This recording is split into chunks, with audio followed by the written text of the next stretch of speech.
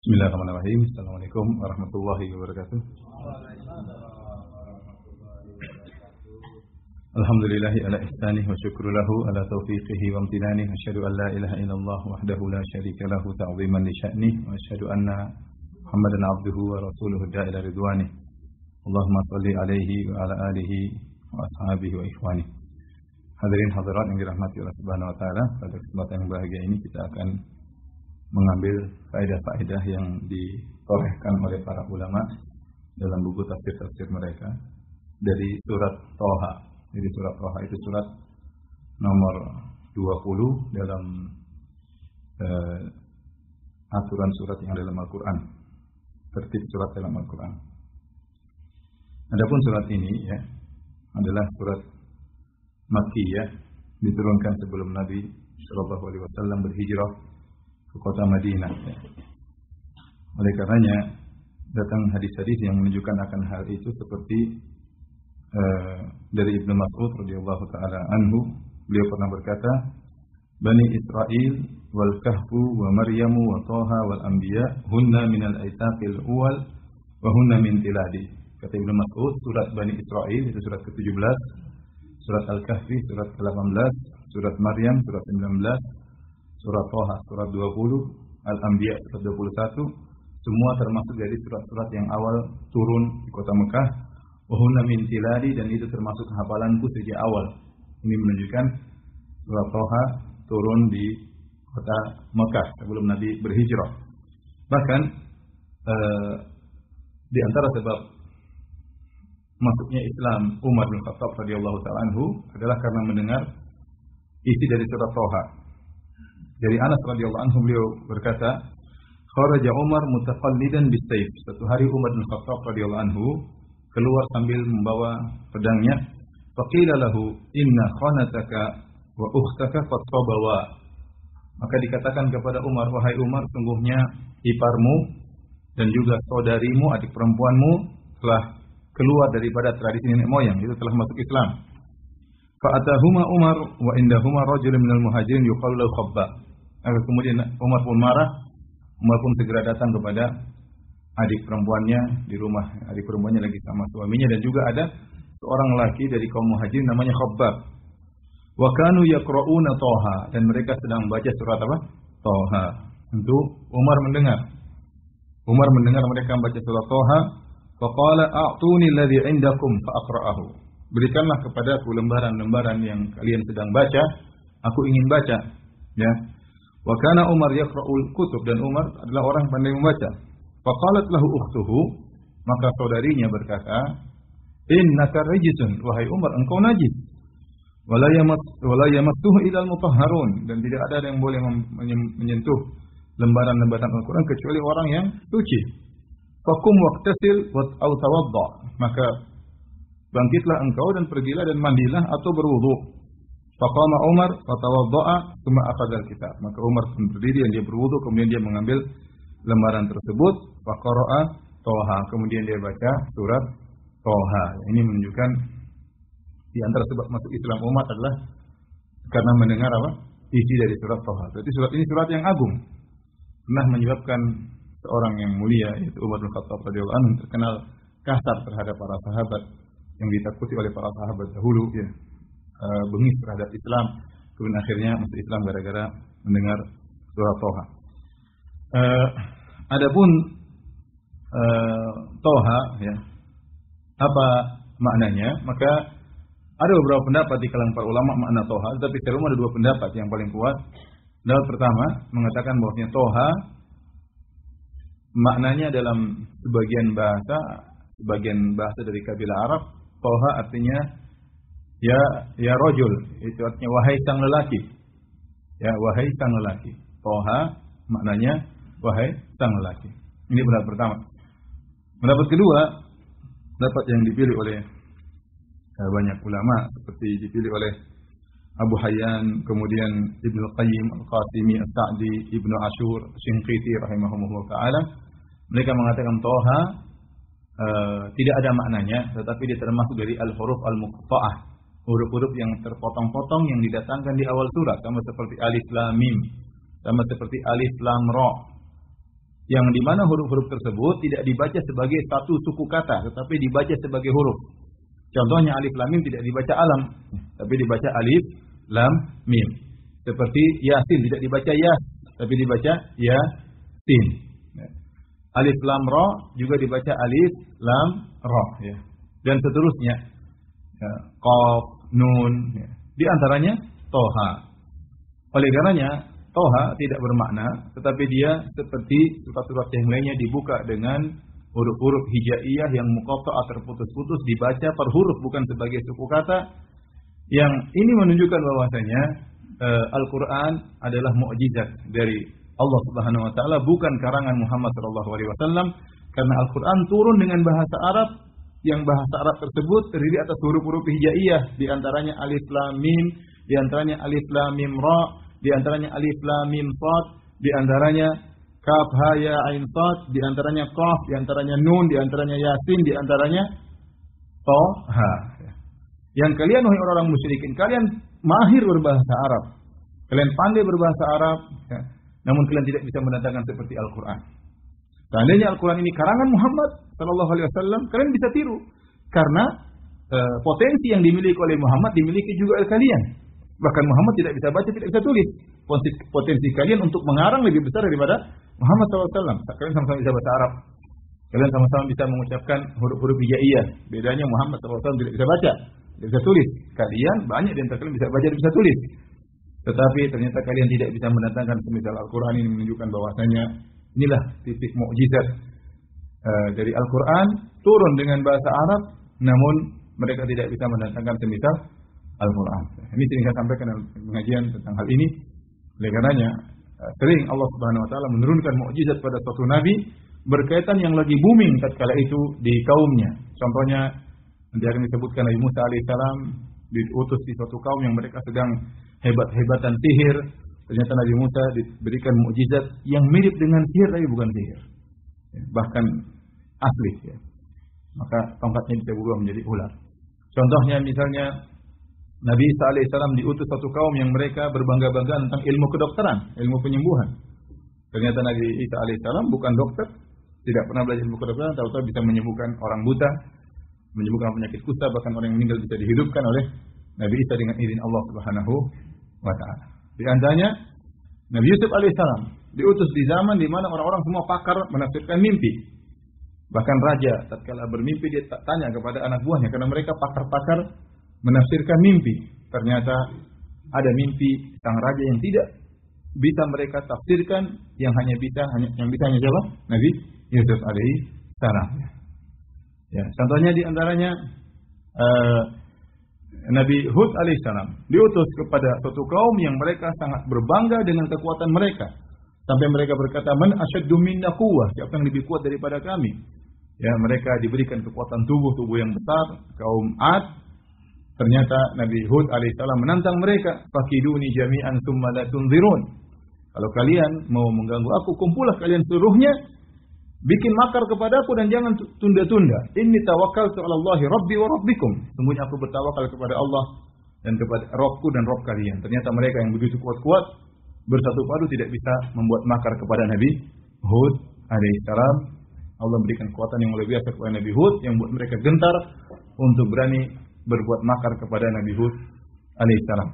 Ya, jadi demikian ya, mukjizat turun berdasarkan sesuatu yang booming tatkala itu dan sang nabi mengungguli. Di antaranya Al-Quran turun di masa yang dimana orang-orang bangga dengan bahasa Arab, bangga dengan syair-syair mereka, bangga dengan balaghah-balaghah mereka, dan mereka pandai bahasa Arab, ternyata mereka tidak mampu yang mendatangkan semisal Al-Quran. Ini di antara pendapat ya, bahwa Toha maksudnya huruf muqatta'ah yang tidak bisa ditafsirkan karena dia bukan kata, sehingga tidak bisa disebut maknanya apa, ya, karena dibaca per huruf, bukan dibaca toh, tapi dibaca toha. Allah alam bisawab, saya lebih condong pada pendapat yang kedua. Ya. Ada pendapat mengatakan juga toha maksudnya nama Nabi Shallallahu Alaihi Wasallam. Jadi ini banyak diyakini oleh banyak orang kaum muslimin sehingga mereka menamakan anak mereka dengan apa? Toha, Muhammad Toha, ya, Toha Junaid kata mereka. Dan ini pendapat sebagian ulama bahwasanya toha di antara nama-nama Nabi Shallallahu Alaihi Wasallam. Namun yang benar Toha ya sama dengan yang lainnya, itu huruf muqatta'ah, dan itu bukanlah nama Nabi sallallahu alaihi wasallam, ya. Kenapa? Karena pertama, tidak ada dalil yang menunjukkan Toha adalah nama apa?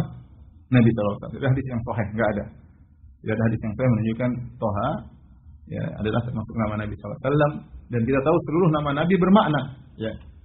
Muhammad, Ahmad, dan yang lainnya. Nabi SAW memiliki beberapa nama dan semuanya bermakna. Adapun Toha tidak ada apa? Maknanya. Jadi Toha bukan nama Nabi SAW. Adapun mereka berkata, seakan-akan Allah panggil Toha, ma anzalna alaikal Qur'ana litashqa. Mereka artikan, wahai Toha, kami tidak turunkan Al-Quran kepada engkau supaya engkau sengsara. Jadi Toha cocok kalau disebut wahai Toha, maksudnya wahai Muhammad. Kita bilang itu enggak jalan pada surat yang lain. Contoh surat Al-A'raf. Allah berfirman, Alif Lam Mim Shad, kitabun unzila ilaika fala yakun fi sadrika harajum minhu litunzira bihi wa dzikra lil mu'minin. Kata Allah Subhanahu wa taala, Alif Lam Mim Shad, kitabun unzila ilaika. Al-Qur'an diturunkan kepada engkau wahai Muhammad. Enggak mungkin Alif Lam Mim Shad nama Nabi sallallahu alaihi wasallam. Tidak mungkin wahai Alif Lam Mim Shad, sungguhnya Al-Quran diturunkan kepada engkau. Kalau Toha mungkin bisa cocok. Toha, wahai Toha, kami tidak turunkan Al-Quran kepada engkau supaya kau sengsara. Ya. Mereka bilang cocok. Kita bilang sama. Alif Lam Mim Shad juga, setelah Alif Lam Mim Shad, Allah langsung mengatakan dengan kata ganti orang kedua. Ya, kitabun unzila ilaika fala yakun fi sadrika harajun minhu litunzira bihi wa dzikra lil mu'minin. Kitab yang diturunkan kepada engkau, tetapi semua sepakat Alif Lam Mim Shad bukan nama Muhammad sallallahu alaihi wasallam. Maka demikian juga Toha, ma anzalna alaikal Qur'ana litashqa. Toha juga bukan nama Nabi sallallahu alaihi wasallam. Adapun pendapat yang mengatakan Toha dalam sebagian bahasa, ada yang mengatakan bahasa Ibrani, ada yang mengatakan bahasa Syriani, ada yang mengatakan bahasa Habasyah, ada yang mengatakan bahasa salah satu dari kabilah Arab. Toha artinya ya rajul, wahai sang lelaki. Ini pendapat yang cukup kuat. Ya. Kalau memang benar Toha datang dalam bahasa Arab artinya ya rajul, wahai sang lelaki. Tetapi kalau kita telusuri, bukanlah kebiasaan Allah Subhanahu wa taala memanggil rasulnya dengan seperti itu. Allah kalau memanggil Nabi SAW dengan penghormatan, ya ayyuhan nabi, wahai sang nabi, ya ayyuhar rasul, wahai utusan Allah, ya ayyuhal muzammil, wahai orang yang sedang berselimutkan, ya ayyuhal muddatsir, wahai orang yang sedang memakai selimut. Jadi tidak ada orang Allah panggil wahai sang lelaki. Kayaknya agak kasar.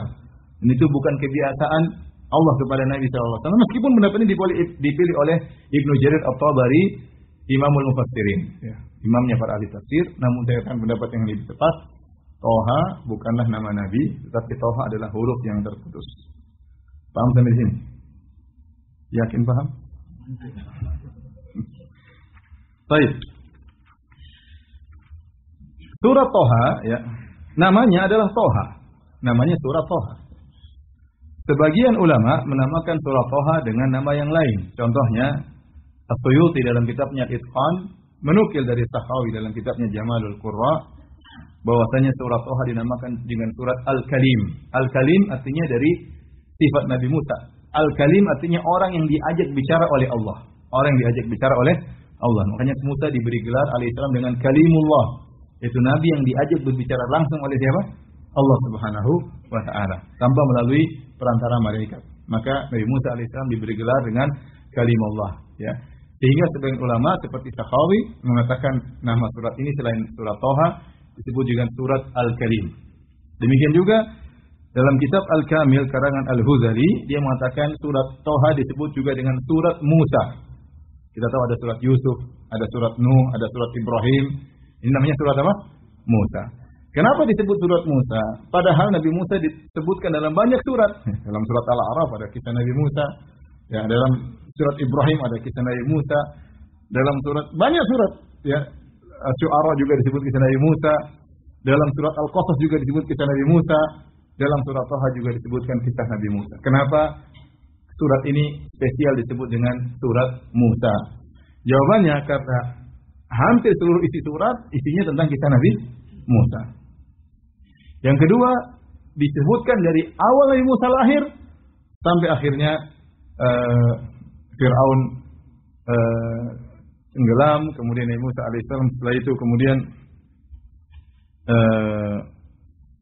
bersama para umatnya yang menyembah sapi dan yang lainnya. Jadi kisah yang paling panjang, artinya tahapan-tahapan sejarahnya paling banyak disebutkan dalam surat Thaha. Dari Nabi Musa sebelum lahir, kemudian tinggal bersama Fir'aun, kemudian membunuh seorang, kemudian dia dikejar oleh berantaranya, akhirnya dia berhijrah pergi dari Mesir ke negeri Madian. Ya, kemudian akhirnya dia berdakwah, kemudian dia balik ke menemui Fir'aun, akhirnya Fir'aun binasa, dan juga kisah Nabi Musa menghadapi kaumnya yang menyembah sapi. Oleh karenanya surat ini disebut dengan surat Musa. Akan tapi yang benar, penamaan surat Thaha dengan surat Musa atau surat Al-Kalim tidak ada dalilnya dan bukan penamaan oleh para sahabat. Oleh karena yang benar kita hanya mencukupkan surat Thaha dengan nama apa? Surat Thaha. Meskipun topiknya tentang Nabi Musa alaihissalam. Baik, kita masuk dalam di surat.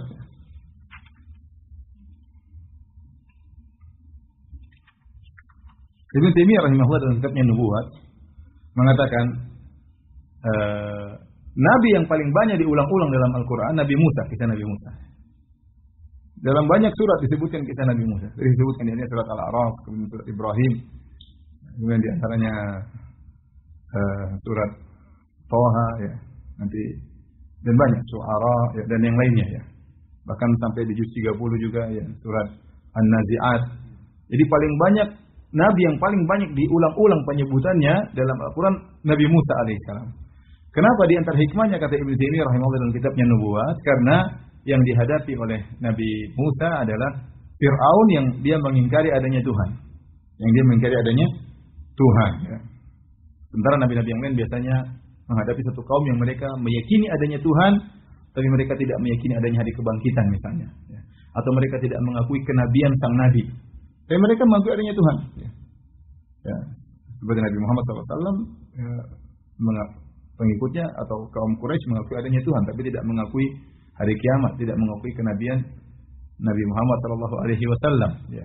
Demikian juga kaum Ad, demikian juga kaum Samud ya, demikian juga kaum Nabi Nuh ya. Mereka percaya pada Tuhan, adanya Tuhan, tapi mereka tidak percaya adanya hari pembalasan. Atau mereka tidak percaya tentang kenabian sang nabi. Adapun Nabi Musa diutus atau datang kepada Fir'aun yang dia mengingkari adanya Tuhan. Oleh karenanya penyebutan Nabi Musa dalam Al-Quran berulang di antara hikmahnya ini. Wallahu alam juga di antara hikmahnya karena Nabi Musa mendakwahi Bani Israel dan dia adalah nabi yang paling diagungkan oleh Bani Israel. Dan kita tahu bahwasanya musuh umat Islam terbesar adalah orang-orang Yahudi sampai menjelang hari kiamat kelak. Yang dilawan oleh kaum muslimin bukan penganut agama-agama yang lain, tetapi adalah Yahudi ya. Dan mereka adalah pengikut Dajjal. Baik, kita masuk dalam ayat kata Allah Subhanahu wa taala, Thaha ma anzalna 'alaikal Qur'ana litashqa. Thaha sudah kita jelaskan tadi, kata Allah Subhanahu wa taala, ma anzalna 'alaikal Qur'ana litashqa. Kami tidak menurunkan Al-Qur'an ini kepada engkau agar kamu menjadi sengsara atau menjadi susah. Ayat ini ada beberapa tafsiran di kalangan para ulama. Ada yang mengatakan Nabi sallallahu alaihi wasallam tatkala di awal-awal Islam Allah meminta Nabi sallallahu alaihi wasallam untuk salat malam ya dengan turunnya surat Al-Muzammil, maka Nabi sallallahu alaihi wasallam salat dengan ibadah yang berat ya sampai Nabi ya sulit ya salat setengah malam atau lebih daripada setengah malam ya, dan ini terasa berat oleh Nabi sallallahu alaihi wasallam, maka Allah pun menurunkan ayatnya ma anzalna 'alaikal Qur'ana litashqa, kami tidak turunkan Al-Qur'an buat kau susah wahai Muhammad, maka Allah ringankan kewajiban salat malam kepada Nabi sallallahu alaihi wasallam. Ini pendapat. Dan pendapat yang saya lebih condong kepadanya bahwasanya ayat ini turun karena sebagaimana ini tafsir dari Muqatil. Dia berkata bahwasanya Abu Jahal dan Nadhr bin Harith yang merupakan tokoh dari orang-orang kafir Quraisy, Mereka melihat Nabi SAW beribadah, kemudian mereka mengejek Rasulullah SAW. Mereka berkata, innaka lasyaqiyyun bitarki dinina. Sungguhnya engkau sengsara wahai Muhammad gara-gara meninggalkan agama kita. Ya. Kenapa? Karena mereka lihat Nabi ini sering ibadah. Kalau sujud di depan Ka'bah lama, enak jadi orang Quraisy. Ya. Enggak usah ibadah banyak-banyak, minum khamr oke, riba oke. Intinya Muhammad jadi orang Islam tambah apa? Tambah susah. Bahwasanya Al-Quran turun membuat engkau apa? Sengsara. Maka turunlah ayat ini. Ma anzalna 'alaikal Qur'ana litashqa. Kami turunkan Al-Quran bukan untuk buat kau sengsara wahai Muhammad, tapi untuk buat engkau bahagia. Untuk buat engkau bahagia. Ya. Oleh karenanya perkataan Syekh Sa'di, ini tafsir yang paling indah tentang ayat ini dalam tafsirnya, beliau berkata, "Laisal maqsud bil wahyi wa inzal Qur'an 'alaika wa syar'us syari'ah litashqa bidzalik." Bukanlah maksud wahyu diturunkan kepada engkau, diturunkannya Al-Quran, disyariatkannya syariat, agar engkau sengsara karena itu semua. Ya. Tetapi justru, kata beliau, justru sebaliknya, ini semuanya agar kau bahagia. Ini semuanya agar engkau bahagia. Justru syariat Islam turun untuk membuat kau bahagia, wahai Muhammad sallallahu alaihi wasallam. Tidaklah aturan Allah turun dalam Al-Quran kecuali membuat kau bahagia. Dan ini yang benar, ini kita rasakan. Ya, betapa sulit orang mencari kebahagiaan di zaman sekarang, ya. Tetapi ketika seorang kenal agama, maka dia akan bahagia. Ya. Dalam ibadah dia merasakan kebahagiaan. Contoh lihat, saya kadang-kadang mikir, haji kan mahal kan, mahal. Tapi tahu saya orang kalau sudah haji, ingin haji lagi. Ya, bayangkan sebagian travel sampai ratusan juta sekali apa? Hajian. Ada yang sampai 500 juta sekali hajian. Kalau saya gila 500 juta hajian. Buang-buang duit. Tapi orang merasa nyaman aja. Dia punya uang, dia hajian. Besok dia tahun dia mau haji lagi. Apa enaknya hajian? Susah ya. Antum kira gampang? Susah. Tapi tidak ada yang bilang saya taubat hajian. Enggak ada. Enggak ada yang bilang saya taubat apa? Hajian. Dia merasakan kebahagiaan sih. Bayangkan setengah mati lah namanya. Makanya yang sudah haji banget. Yang sudah haji yang katanya kasihan belum haji. Sengsara haji. Tapi subhanallah, di situ orang merasakan kebahagiaan. Orang susah-susah bangun malam, kemudian sholat, menahan ngantuk. Tapi ada kebahagiaan dia rasakan ya, yang tidak dirasakan oleh mereka yang kemudian mencari kelezatan dengan berzina, dengan macam-macam minum khamar. Kelezatan dia dapatkan, tapi kebahagiaan enggak, hatinya kering. Musik lezatnya, orang dengar musik goyang lezat, tapi tidak bahagia, tahu bunuh diri. Kalau memang musik adalah penyebab kebahagiaan, maka orang yang paling pakar main musik semakin banyak nyanyi semakin bahagia. Tapi kenyataannya tidak. Kenyataannya tidak. Banyak pemusik bunuh diri. Banyak pemusik yang akhirnya tidak puas, ini dia gandengkan dengan khamar, dia gandengkan dengan zina, dia gandengkan dengan narkoba, dia belum dapat kebahagiaan. Ya, dan itu terjadi. Oleh karenanya, syariat Islam meskipun dituduh oleh orang-orang non-muslim adalah syariat yang susah, sebenarnya tidak, karena seluruh ayat, seluruh syariat memberikan solusi dan kebahagiaan. Memang benar ada beban, tapi di balik pembebanan tersebut ada kebahagiaan. Kita disuruh sholat 5 waktu, ya ada beban harus seperti itu. Tapi Allah lebih tahu tentang manusia, disitulah kebahagiaan apa? Manusia. Ya. Makanya orang-orang kafir ngejek Muhammad, ente susah sekarang. Sujud di pasir setengah mati, di bawah terik matahari. Coba kalau jadi orang musyrik seperti kita, santai, minum khamr oke, zina oke, riba oke, ya santai aja. Ente menderita kasihan Muhammad. Maka Allah turunkan ayatnya untuk membela. Oleh karena banyak orang-orang kafir tidak mau masuk Islam karena dia terkadang lihat dari awal masuk Islam susah. Belum apa sudah suruh sunat. Masuk Islam sunat, kemudian berzakat, kemudian sholat 5 waktu ya. Saya sudah pernah cerita tentang ada seseorang masuk Islam datang kepada seorang yang soleh. Saya masuk Islam gimana caranya? Dia bilang, pergi ke Sipulan lebih tua daripada saya, tanya gimana cara masuk Islam. Akhirnya pergilah kepada salah seorang. Orang ini tidak mau ini orang masuk Islam. Waktu ditanya, gimana saya mau masuk Islam? Kata dia, ente ngapain masuk Islam? Ente masuk Islam, ente disunat. Tahu nggak? Sakit sunat. Terus ente diambil zakat. Ente harus haji. Tahu duit berapa mau haji? Kemudian, ente harus gini, ente harus gini, ente harus gini. Akhirnya orang ini tidak mau masuk Islam. Gara-gara ditakut-takutin. Datanglah temannya, gimana sudah masuk Islam? Belum. Loh, kenapa? Dia sudah hidup enak di dunia, nanti di sana surga juga. Enggak lah. Biar di sana di neraka aja. Jadi ini kesalahan, nggak boleh begitu. Maksudnya jadi orang terkadang tidak masuk Islam karena dia memandang kayaknya berat. Padahal di balik semua syariat tersebut ada kebahagiaan. Semakin orang mempelajari ayat Allah, dia akan semakin bahagia. Dia akan semakin bahagia. Allah berfirman, "Ma anzalna 'alaikal Qur'ana litashqa." Kami tidak turunkan kepada engkau Al-Qur'an litashqa, agar kau sengsara, tetapi litas'ad, agar kau bahagia. Justru Islam itu akan memberikan kebahagiaan kepada engkau. Kemudian Allah berfirman, "Illa tadhkiratan liman yakhsha." Ya. Kecuali ya sebagai peringatan bagi orang yang takut kepada Allah. Al-Qur'an sebagai peringatan bagi orang yang takut kepada Allah. Kenapa disebutkan sebagai peringatan kepada orang yang takut lima yakhsha? Padahal Al-Quran adalah peringatan kepada seluruh manusia, baik yang kafir maupun yang beriman baik yang tukang maksiat atau yang takut kepada Allah Subhanahu Wa Taala. Umum untuk siapa saja Al-Quran, tetapi kenapa dikhususkan illa tadhkiratan liman yakhsha? Sebagai peringatan bagi orang yang takut, kata para ulama, karena hanya orang yang takut kepada Allah lah yang bisa mengambil pelajaran dari Al-Quran. Yang bisa mengambil pelajaran semuanya dari Al-Quran hanyalah orang yang bertakwa, yang takut kepada Allah Subhanahu wa Ta'ala. Jadi Islam itu ya indah, Islam mendatangkan kebahagiaan meskipun aturannya banyak, tapi di balik setiap aturan tersebut ada kebahagiaan. Baik. Kemudian Allah Subhanahu wa Ta'ala berfirman, "Tanzilan mimman khalaqal arda was samawatil ula." Yang Al-Quran diturunkan dari Allah yang menciptakan bumi dan langit yang tinggi. Al-Quran ya sumbernya karena dia akan memberikan kebahagiaan. Kenapa? Karena sumber yang menurunkan Al-Quran adalah Allah Subhanahu Wa Taala. Siapa Allah yang telah menciptakan langit dan bumi, langit yang maha tinggi, yang tinggi dan juga bumi, menunjukkan sang pencipta tersebut sangat agung karena tidak mungkin bisa menciptakan langit yang tinggi kecuali dia lebih maha tinggi.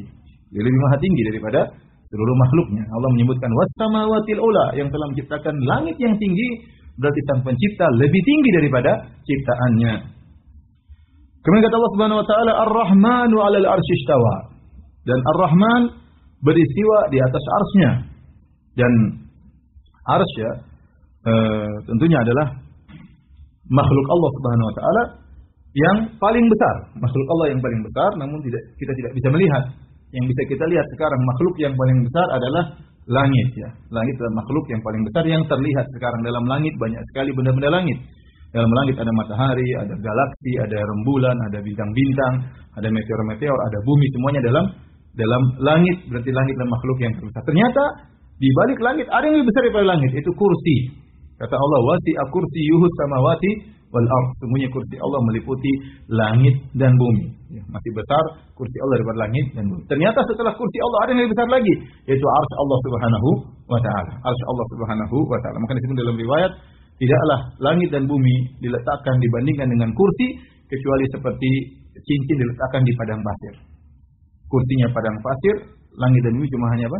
Cincin. Dan tidaklah kursi dibandingkan dengan arsy kecuali seperti itu juga. Ya. Artinya besarnya kursi dibandingkan dengan besarnya arsy seperti cincin letakkan di padang pasir. Bagaimana lagi dengan Allah Subhanahu wa taala yang Allahu Akbar, lebih besar daripada itu semua. Maka Allah berfirman, "Ar-Rahmanu 'alal 'arsy istawa." Allah beristiwa di atas arsy. Istiwa dalam bahasa Arab artinya ala wartafa'a, yaitu berada di atas arsy ya. Dan dalam Al-Qur'an banyak ya makna istiwa ala artinya di atas. Misalnya firman Allah Subhanahu wa taala, "Wastawat 'alal judi." Dan perahu Nabi Nuh atau kapal Nabi Nuh istawat 'alal judi, itu berada di atas gunung Al-Judi ya, misalnya ya, di atas artinya. Dan sebagaimana perkataan Imam Malik, waktu ada yang datang kepada Imam Malik, "Ya Imam Malik, kaifa istawa?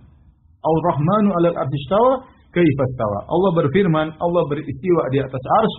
Bagaimana cara istiwanya Allah Subhanahu wa taala? Maka Imam Malik pun terdiam, kemudian dia berkeringat, kemudian dia merasa ini pertanyaan yang sangat berbahaya, bertanya tentang bagaimananya sifat Allah Subhanahu wa taala. Kemudian Imam Malik berkata, "Al-istiwa'u ma'lum." Istiwa secara bahasa Arab diketahui, yaitu di atas artinya. Kemudian al-istiwa ma'lum, kemudian wal kaifu majhul. Adapun bagaimananya cara Allah beristiwa tidak ada yang tahu. Kemudian wal imanu bihi wajib, dan beriman terhadap Allah beristiwa di atas arsy wajib. Wasu'alu anhu bid'ah, dan bertanya bagaimananya bid'ah, tidak boleh, ya. Karena tidak ada yang tahu. Kemudian Imam Malik mengatakan, akhriju hadzal rajul atau akhriju hadzal mubtadi', keluarkan ahlul bid'ah ini dari majelisku. Imam Malik marah. Kenapa? Dia bertanya tentang bagaimana sifat Allah Subhanahu wa taala. Ini pertanyaan tidak masuk akal. Karena tidak mungkin seorang mengetahui bagaimana sifat Allah kecuali setelah mengetahui bagaimana zat Allah. Sebagaimana kaidah dalam asma sifat, al-kalam fi sifat kal kalam fi dzat, atau al-kalam fi sifat far'un an al-kalam fi dzat. Pembicaraan tentang bagaimananya sifat adalah cabang tentang bagaimananya zat. Kalau kita tahu bagaimananya zat, kita akan tahu bagaimana sifat zat tersebut. Tapi kalau kita tidak tahu bagaimananya zat tertentu, kita tidak tahu bagaimana sifat zat tersebut. Makanya orang kita bilang Allah punya tangan. Orang yang bertanya bagaimana tangan Allah, kita bilang bagaimana Allah. Kamu tahu nggak bagaimana Allah? Kalau kamu tahu bagaimana Allah, kau akan tahu bagaimana tangannya Allah. Tapi kalau kau tidak tahu bagaimananya Allah, maka kau tidak akan tahu bagaimana tangannya Allah Subhanahu wa taala. Untuk mengetahui bagaimananya Allah beristiwa di atas arsy, ada tahapan yang harus kita penuhi. Persyaratannya untuk mengetahui bagaimananya Allah beristiwa di atas arsy. Yang pertama, Anda harus tahu Allah bagaimana dulu. Allah bagaimana dulu, baru Anda bisa membayangkan bagaimana istiwanya. Yang kedua, setelah itu Anda harus tahu bagaimana arsy. Setelah Anda tahu bagaimana arsy, Anda bisa membayangkan bagaimana istiwanya Allah di atas apa? Arsy. Kalau Anda tidak tahu yang pertama dan yang kedua, Anda tidak bakalan tahu bagaimana Allah beristiwa. Selesai. Ya. Jadi kita bilang beriman, Allah beristiwa di atas arsy. Maka adapun bagaimana tidak ada yang tahu. Berbeda dengan penafsiran dari sebagian ahlul bidah atau sebagian ulama yang tergelincir dalam hal ini, mereka mengatakan Ar-Rahmanu 'alal arsy istawa, artinya Allah menguasai arsy. Dan ini salah, ya. Karena seakan-akan Allah sebelumnya belum menguasai apa? Arsy, ya. Karena dalam sebagian ayat tsumma stawa 'alal arsy, kemudian Allah beristiwa di atas arsy. Kalau artinya kemudian Allah menguasai arsy, berarti sebelumnya arsy belum dikuasai oleh Allah, dan ini tidak masuk akal. Yang ciptakan arsy adalah Allah Subhanahu wa taala. Bagaimana Allah belum menguasainya baru kemudian menguasainya? Paham?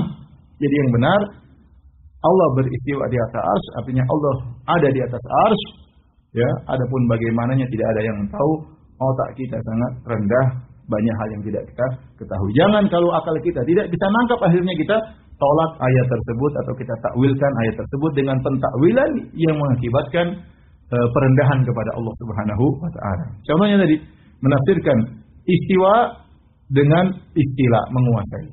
Kemudian Allah menguasai arsy. Apa kelazimannya? Kelaziman berarti arsy sebelumnya belum dikuasai.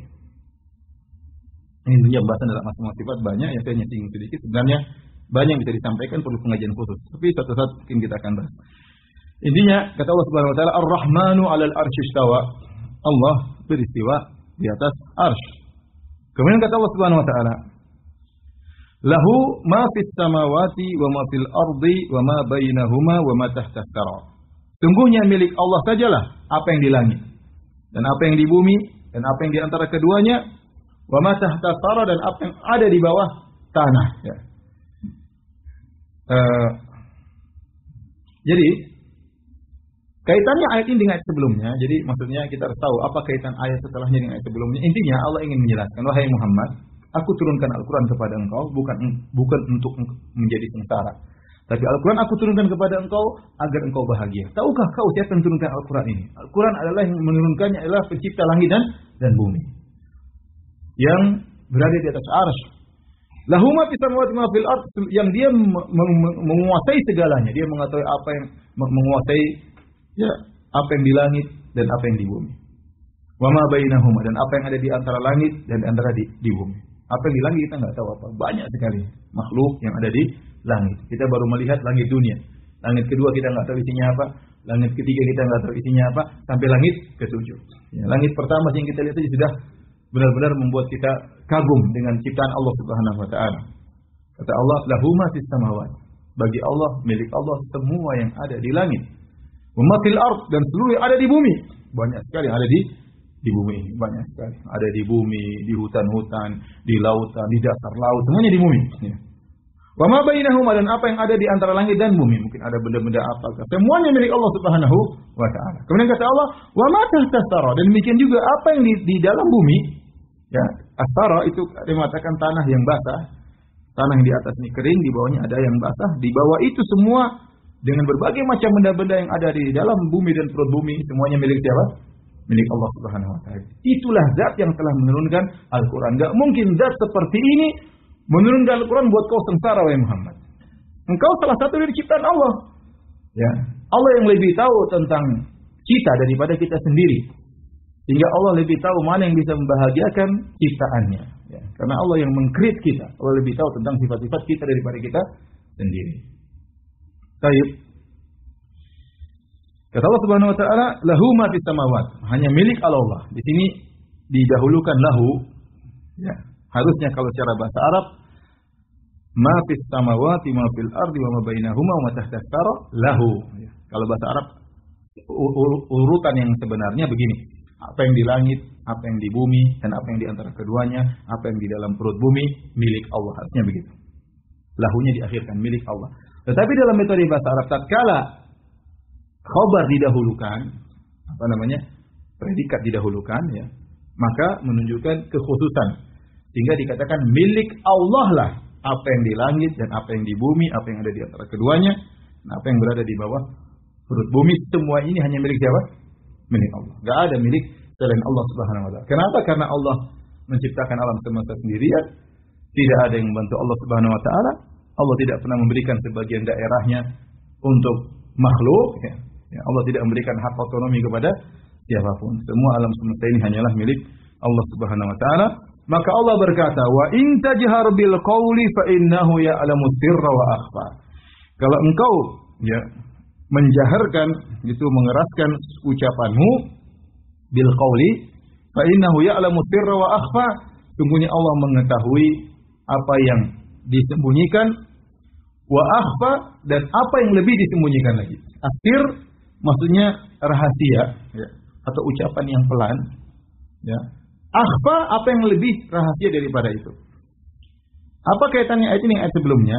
Jadi Allah menjelaskan bahwasanya Allah yang menciptakan alam semesta ini seluruhnya, ya. Di langit, di bumi, antara keduanya, isi perut bumi, semuanya Allah ciptakan. Dan Allah mengetahui tentang seluruh ciptaannya. Termasuk engkau wahai Muhammad, termasuk kalian seluruh manusia.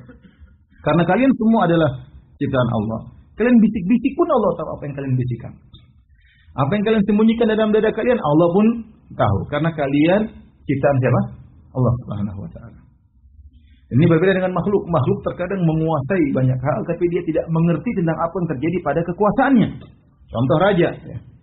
Raja mungkin punya kekuasaan yang luas, punya anak buah yang luas. Menterinya berkhianat pun dia tidak tahu. Ya. Istrinya berkhianat pun terkadang dia tidak tahu. Kita punya perusahaan, misalnya perusahaan pegawai banyak, kita nggak tahu tentang anak buah kita. Kita paling punya staff-staff, direksi-direksi, ya, itu mungkin kita tahu. Itu pun kita tidak tahu secara umum, jadi tahu secara global. Boleh pulang ke rumah kita nggak tahu dia ngapain. Ya, artinya itulah manusia punya kekurangan. Dia menguasai sesuatu, dia tidak mengetahui ilmu tentang segala sesuatu yang dia kuasai tersebut. Ya. Adapun Allah, semua yang Allah ciptakan, Allah ngerti tentang apa yang diciptakan. Makanya kata Allah, "Wa ma tasqutu min waraqatin illa ya'lamuha." Tidak ada satu daun pun yang jatuh, yang gugur, kecuali Allah tahu tentang daun tersebut. Kenapa? Karena daun ciptaan Allah Subhanahu wa taala. Karena antum ini ciptaan Allah, bukan? Yes. Kita ngomong apa, kita diam-diam, kita bisik-bisik di hati, Allah tahu karena kita ciptaan Allah. Makanya Allah mengatakan, "Ya'lamu kha'inatal a'yun wa ma tukhfi sudur." Allah tahu pengkhianatan lirikan mata. Wa ma tukhfi sudur, dan apa yang disembunyikan oleh dada manusia. Makanya Allah mengatakan, "Wa in tajhar bil qaul," kalau kau keraskan suaramu atau kau disembunyikan, bisik-bisikan, fa innahu ya'lamu sirra, sesungguhnya Allah tahu tentang rahasia bisik-bisik tersebut, ya, wa akhfa, dan Allah lebih tahu tentang yang lebih samar daripada itu. Ini ada beberapa pendapat di kalangan para ulama, maksudnya yang lebih samar. Ada yang mengatakan yang baru diniatkan meskipun belum diomongin, Allah sudah tahu. Bahkan kata ulama, yang belum diniatkan akan diniatkan, insya Allah juga tahu, karena Allah tahu masa depannya. Ya, jadi akhfa di sini adalah isim tafdhil, artinya yang lebih samar, lebih rahasia, Allah pun tahu. Dan ini menunjukkan keluasan ilmu Allah Subhanahu wa taala. Kemudian Allah berfirman, "Allahu la ilaha illa huwa lahul asmaul husna." Dialah Allah Subhanahu wa taala yang tidak ada yang berhak disembah kecuali Allah, Lahul asmaul husna. Dialah yang memiliki nama-nama yang terindah. Dialah Allah yang memiliki nama-nama terindah. Jadi, dalam ayat ini Allah mengatakan tidak ada yang berhak disembah kecuali siapa? Allah. Kenapa tidak ada yang berhak disembah kecuali Allah? Karena Allah memiliki nama-nama Allah yang terindah. Di antara sebab kita hanya boleh beribadah kepada Allah karena dialah Allah yang memiliki al-asmaul husna, nama-nama yang terindah. Nama-nama yang terindah ini menjadikan sebab kita harus hanya menyembah kepada Allah. Kenapa? Karena setiap nama Allah mengandung sifat. Setiap nama Allah mengandung sifat. Misalnya Al-Khaliq berarti Allah yang menciptakan. Al-Alim berarti Allah mengetahui segala sesuatu. Al-Khabir Allah mengetahui yang detail-detail. Ar-Razzaq Allah yang memberikan rezeki, ya. Allah yang mengatur alam semesta, ya. Semuanya. Ya. Al-Muhyi, Al-Mumit Allah yang menghidupkan, Allah yang mematikan, ya. Semua Al-Mutakabbir dia Allah yang maha sombong, tidak ada yang berhak sombong kecuali Allah karena selain Allah tidak ada yang memiliki secara hakiki, ya. Setiap nama-nama Allah mengandung sifat yang maha agung. Dialah Al-Ali, ya. Yang maha tinggi, ya. Dialah Al-Akbar yang maha besar, ya, yang maha agung. Dialah Al-Azim yang maha agung. Ini nama-nama Allah semuanya, ya. Ya. Maka karena Allah yang memiliki nama-nama terindah tersebut, maka hanya Dia yang berhak untuk disembah. Oleh karenanya, nama-nama Allah disebut dengan Al-Asma Al-Husna, yaitu nama-nama yang sampai pada puncak terindah. Yang jelas maksudnya bukan nama-nama indah Allah, tapi nama-nama terindah. Nama-nama Allah yang terindah, ya.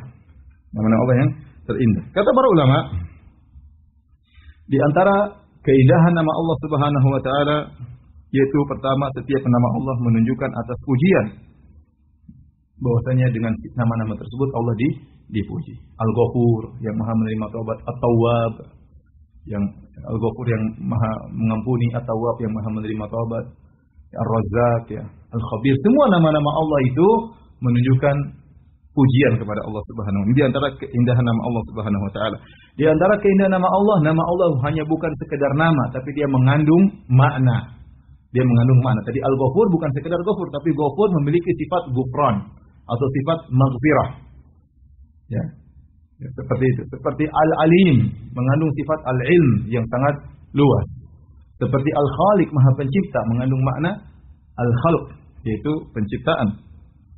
Kemudian juga sifat-sifat yang dikandung oleh setiap nama mencapai pada puncaknya, yaitu makanya kita terjemahkan dengan Maha. Ya. Kita terjemahkan dengan ada kata apa? Maha untuk membedakan kita manusia dengan Allah Subhanahu wa taala. Kemudian di antara keindahan nama Allah, Allah menjadikan nama-nama Allah sebagai wasilah untuk berdoa dengannya. Kata Allah, walillahil asmaul husna fad'uuhu biha. Allah memiliki nama-nama yang terindah, maka berdoalah dengan nama-nama tersebut. Maka di antara sebab doa dikabulkan, sebelum kita meminta kepada Allah, kita bertawasul dengan nama-nama Allah. Ya. Kita mengatakan Al-Fardus Samad, alladzi lam yalid wa lam yulad. Kita minta kepada Allah Subhanahu wa taala, kita mengatakan Al-Ghafur, Ar-Razzaq, Ar-Rahim, Ar-Rahman. Rahmatilah aku misalnya.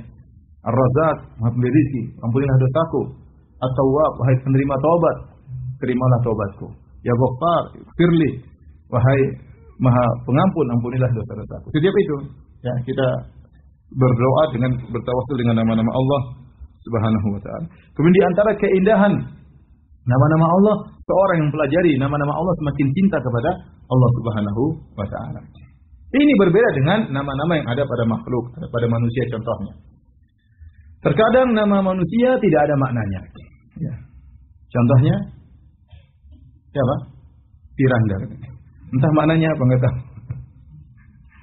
Saya tanya ibu saya enggak tahu maknanya apa.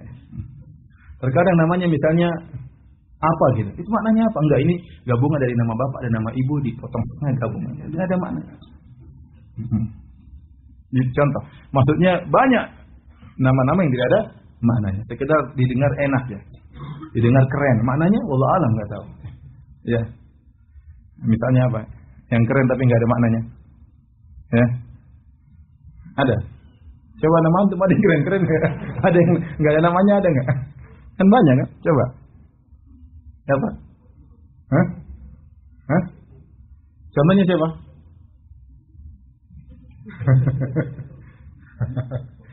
Hah? Masa enggak ada banyak? Intinya begitu. Jadi banyak manusia namanya keren tapi nggak ada maknanya. Kemudian banyak manusia namanya ada tidak sesuai dengan dirinya. Contohnya namanya Soleh tapi pencuri. Soleh. Tapi pencuri ya. Namanya Abdul Khalik, bagus dipanggil Khalik ya. Pencipta, padahal supir.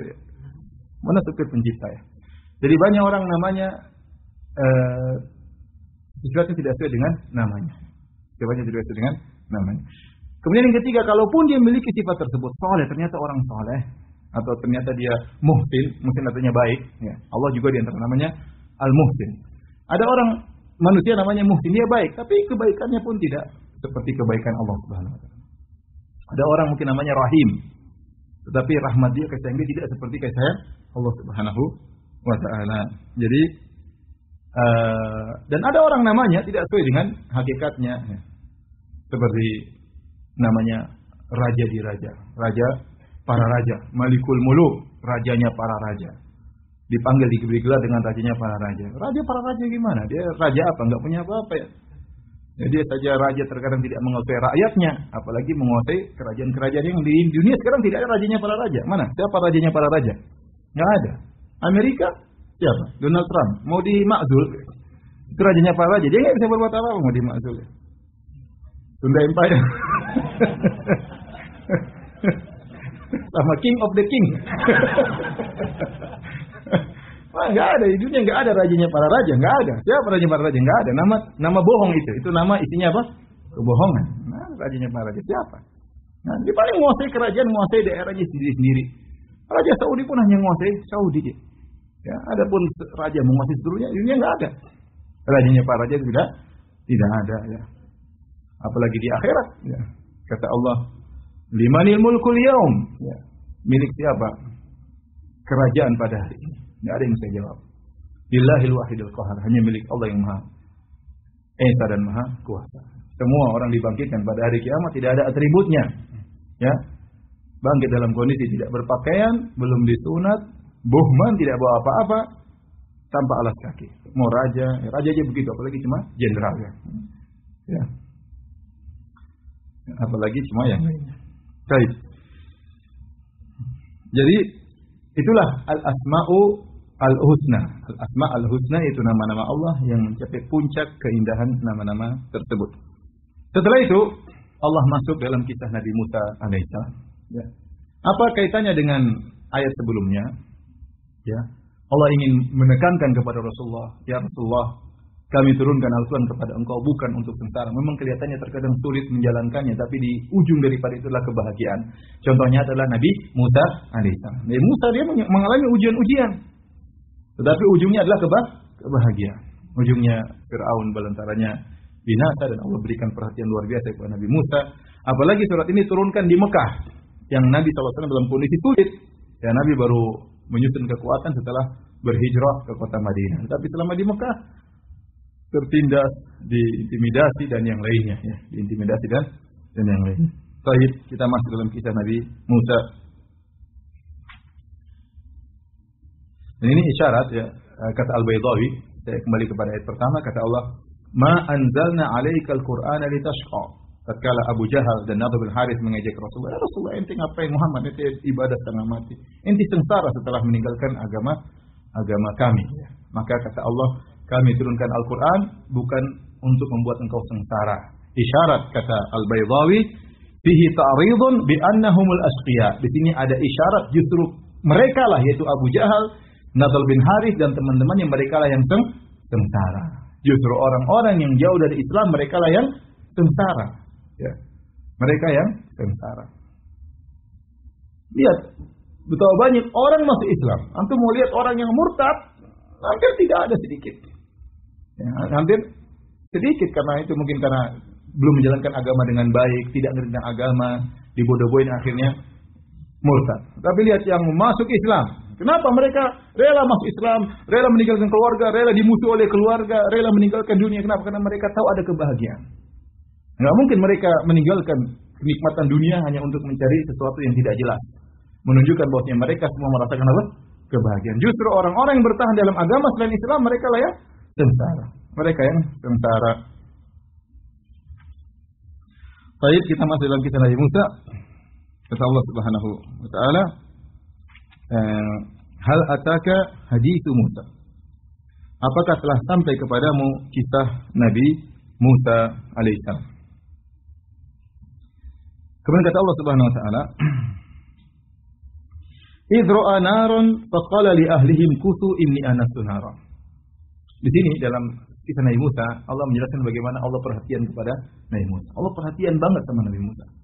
Jadi bagaimana sebelum dia lahir Allah sudah perhatikan. Waktu dia masih kecil Allah juga perhatikan.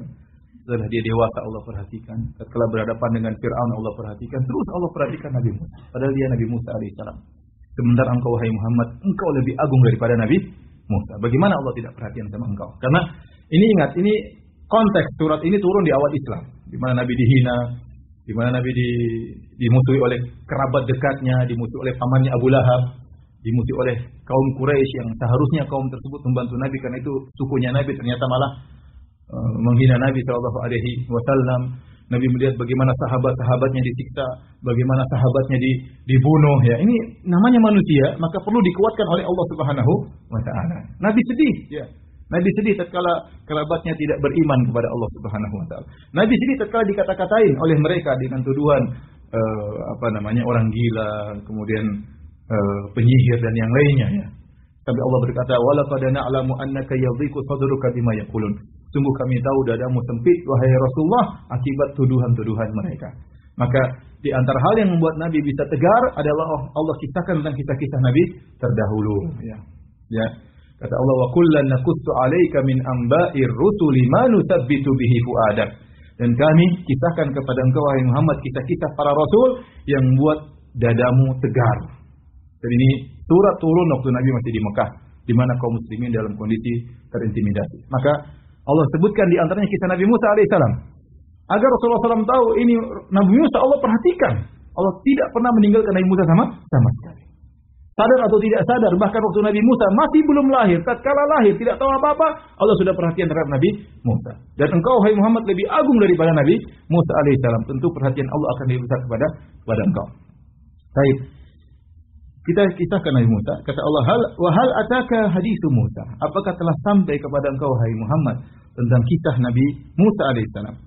Idh ra'a naran faqala li ahlihim kutu inni anastu nara la'alli atikum minha biqabatin aw ajidu 'alan nari huda. Tatkala Nabi Musa alaihissalam melihat api dari kejauhan. Ini kisahnya kapan? Kisahnya Nabi Musa alaihissalam ya. Allah sebutkan surat Al-Qasas itu Nabi Musa alaihissalam waktu dia tinggal jadi anak angkat Fir'aun sampai dewasa, kemudian dia pun melakukan kesalahan membunuh salah seorang anak buah Fir'aun. Akhirnya mereka berkumpul untuk membunuh Nabi Musa karena Nabi Musa telah membunuh sukunya Fir'aun. Maka Nabi Musa pun lari ke negeri Madian. Singkat cerita dalam surat Al-Qasas, kemudian dia lari ke negeri Madian, kemudian dia menikah dengan salah seorang wanita putra dari seorang saleh di negeri Madian. Setelah dia menikah, dia bekerja karena harus bayar mahar 10 tahun. Setelah dia bayar mahar, dia sudah punya istri. Kata para ulama, dia pun ingin pulang kampung, ingin balik ke mana? Ke Mesir. Ya, wasara bi ahlihi, maka dia pun berjalan dari negeri Madian bersama istrinya menuju ke negeri Mesir. Tapi subhanallah qadarullah, mereka berjalan dalam kegelapan. Kemudian mereka tersesat, bingung jalan kemana.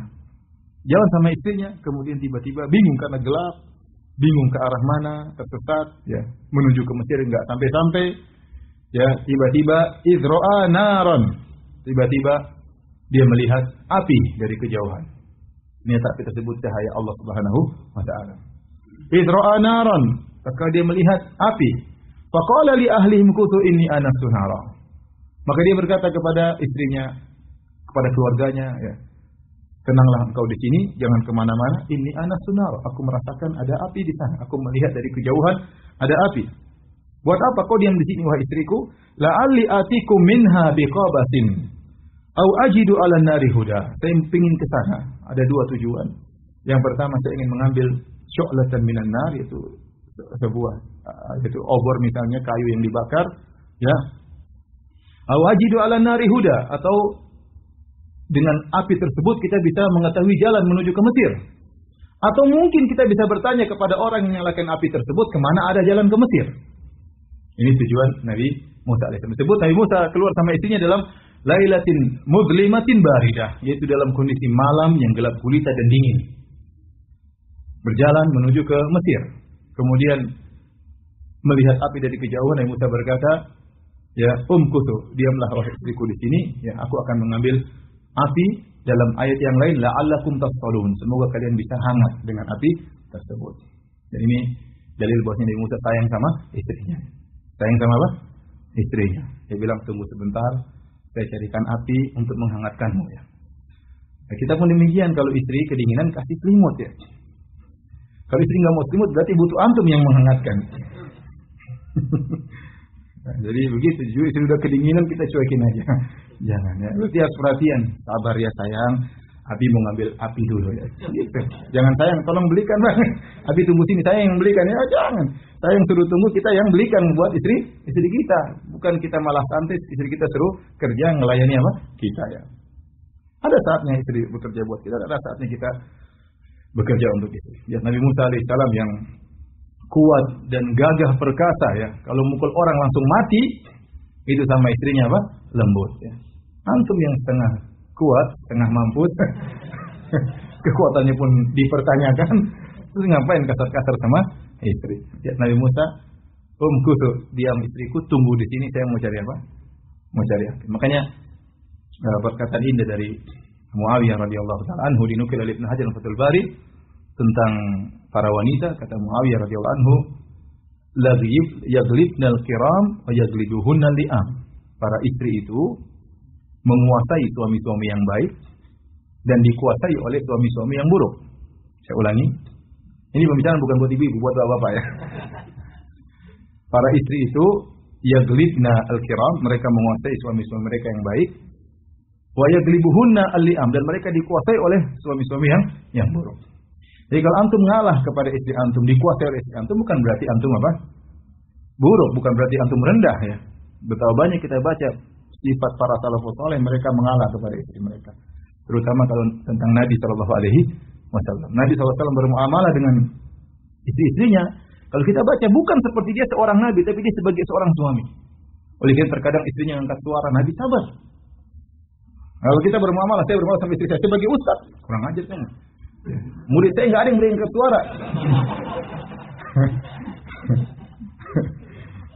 Itu bos bengkel aja nggak pernah ngangkat suara depan saya.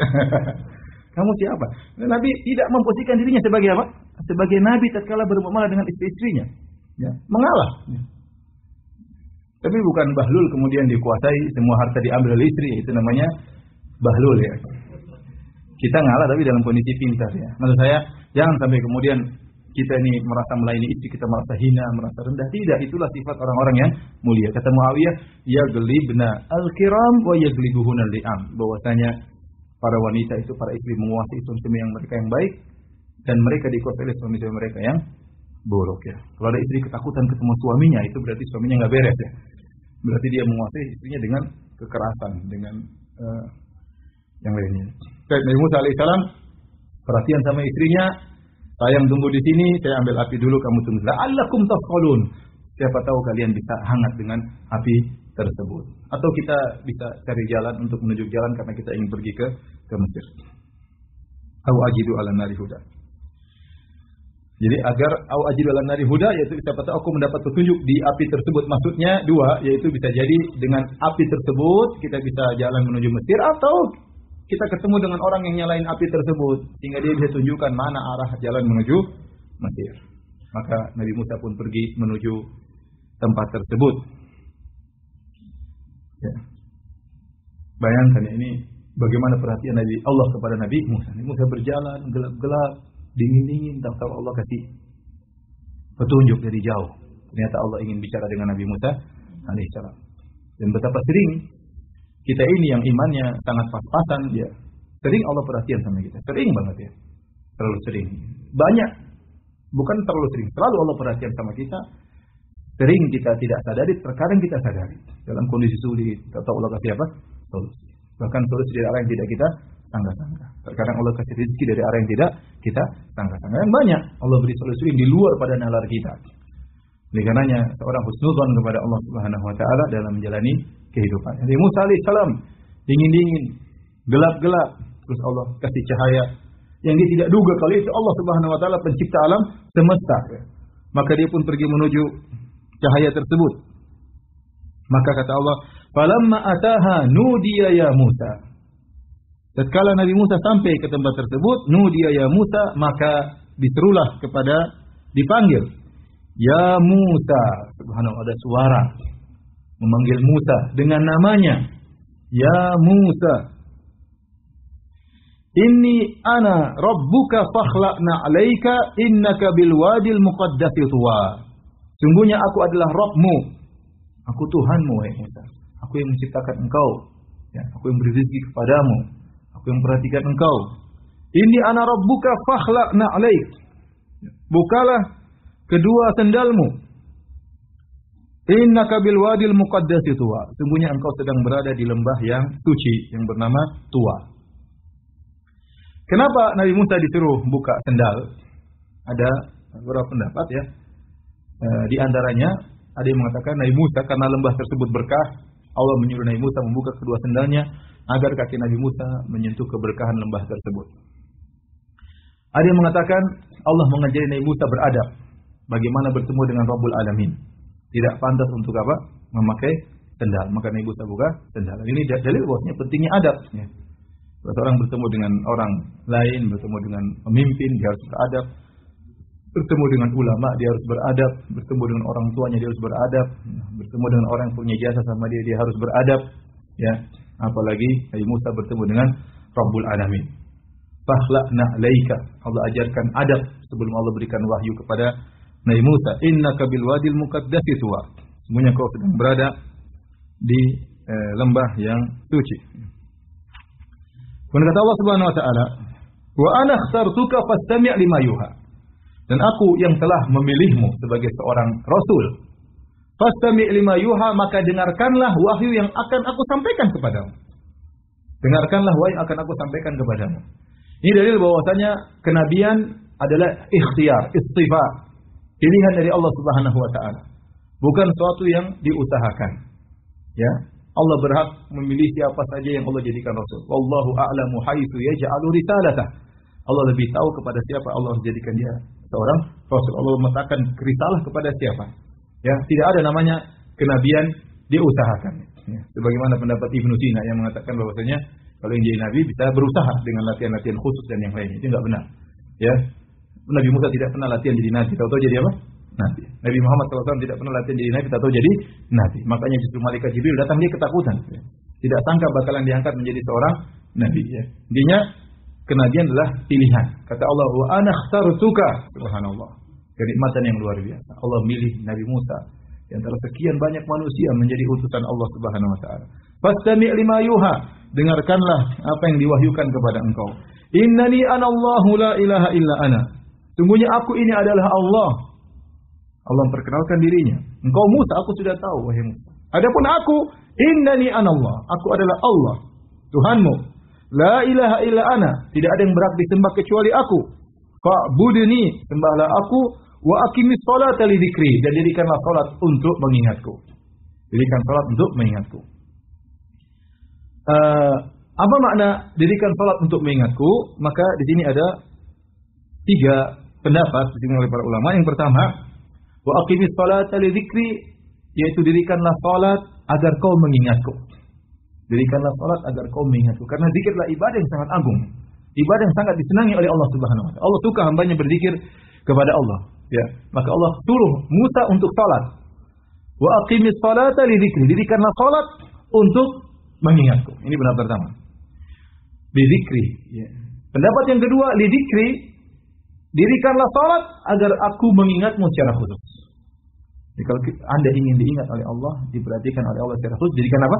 Salat. Kata Allah, "Fadhkuruni azkurkum." Ingatlah aku, niscaya aku akan mengingat engkau. Allah tahu semua hambanya. Allah mengingat semua hambanya. Tidak ada yang dilupakan oleh Allah. Tapi ada pengingatan khusus, yaitu kalau kau ingin diingat oleh Allah secara khusus, diperhatikan oleh Allah secara khusus, maka tegakkan apa? Salat. Semakin seorang menegakkan salat, dia semakin dikenal oleh Allah Subhanahu wa taala, semakin diperhatikan oleh Allah Subhanahu wa taala.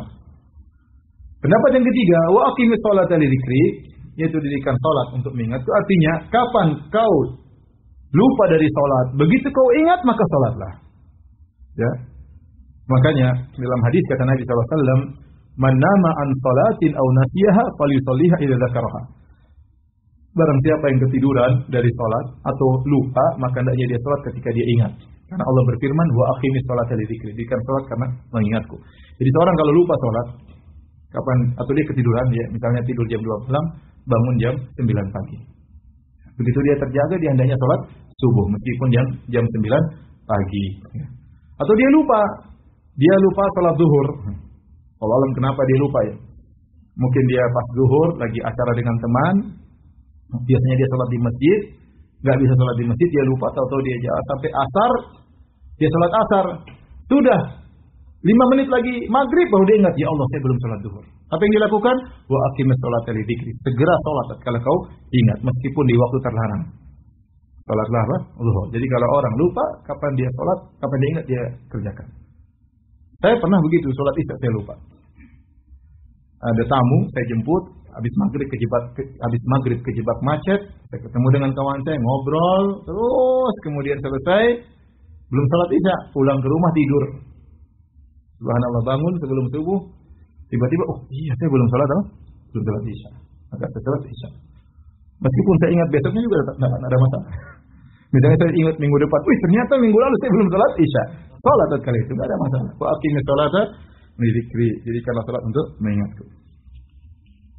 Baik.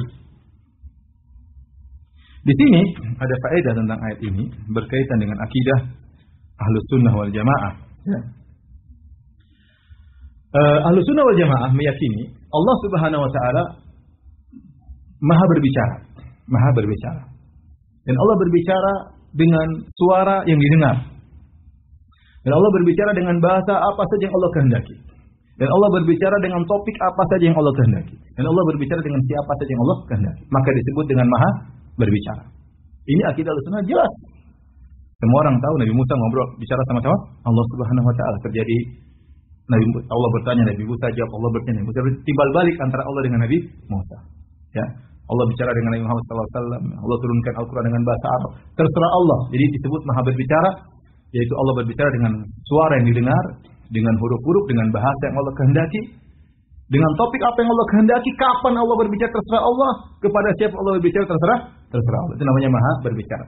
Nah, hal ini tidak bisa dipikirkan oleh ahlul bidah. Orang-orang Asy'ariyah ya, meyakini bahwasanya Allah berbicara tanpa suara, tanpa huruf, tetapi dengan bahasa jiwa yang tidak ada bahasanya. Karena Allah sifatnya jamid, statis, tidak pernah berubah dari azali sampai sekarang. Allah tidak boleh mengalami perubahan. Kenapa bisa demikian? Ini syubhat saya bahas dalam syarah akidah wasithiyah. Saya tidak mungkin bahas ini. Tapi intinya mereka punya keyakinan syarat Tuhan, mereka ngambil dari Aristoteles dan Plato, bahwasanya syarat Tuhan harus statis sejak zaman azali, tidak boleh mengalami perubahan sama sekali. Oleh karenanya, karena mereka kalau Allah mengalami perubahan berarti Allah begini, sehingga mereka syarat Tuhan Allah harus statis. Dan di antara syarat statis, tidak boleh Allah berbicara dengan suara. Karena kalau bicara dengan suara ada sesuatu yang baru didengar. Berarti tidak statis. Kalau berbicara dengan huruf, berarti ada huruf yang bersambung. Alif, lam, mim. Ini nggak bisa. Tidak bisa bagi Allah Subhanahu wa ta'ala. Mereka terjebak dengan pemahaman falasifah, ahli filsafat. Akhirnya mereka tidak terima ayat ini bahwasanya Allah berbicara dengan Nabi Musa dengan sesuatu yang didengar. Kata mereka Allah bicara dengan bahasa jiwa. Yang bahasa jiwa tersebut tidak diungkapkan dengan bahasa apapun. Tetapi kalau bahasa jiwa tersebut dipahami oleh Muhammad SAW, diungkapkan oleh Muhammad dengan bahasa Arab namanya Al-Quran.